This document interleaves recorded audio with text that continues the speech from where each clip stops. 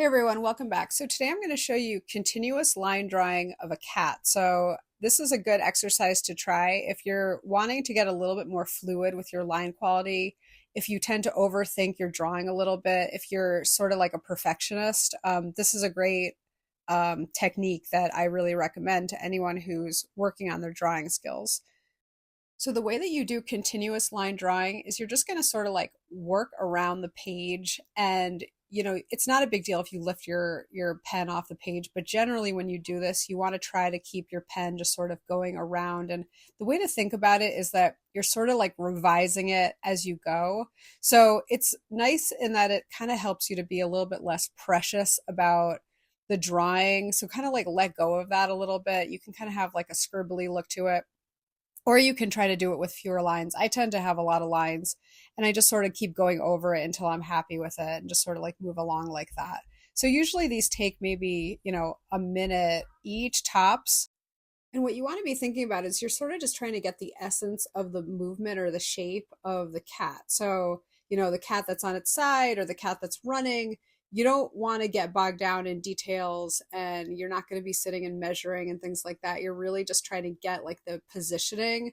And again, the nice thing about this is that as you go, you're sort of like able to sort of keep revising it as you go. So it's not like, usually like when you're drawing and if you make a mistake, you might kind of feel like, oh, I gotta, do something about this mistake. Whereas with this, you just keep going and sort of like free yourself from that other kind of tighter way of working. So a lot of times when people are beginning artists, they struggle with that, right? They're a little bit more perfectionist. So this is a really good technique if you're just kind of trying to break out of that.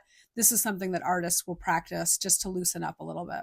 If you're new to the channel, please hit the subscribe button and like the video. And so in general, when I'm doing this, it's okay to kind of go through the form of the cat like over and over and just sort of like keep going until you're happy with it. It's not a big deal if you overwork these. It's, just one of those things that, you can kind of keep trying to do it until you're happy with how it comes out.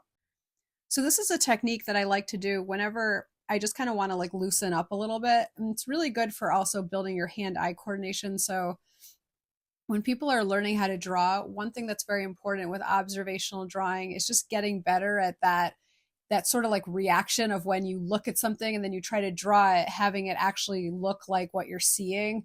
That's something that new beginning drawers sometimes struggle with. And so this is something that will really help build your hand-eye coordination.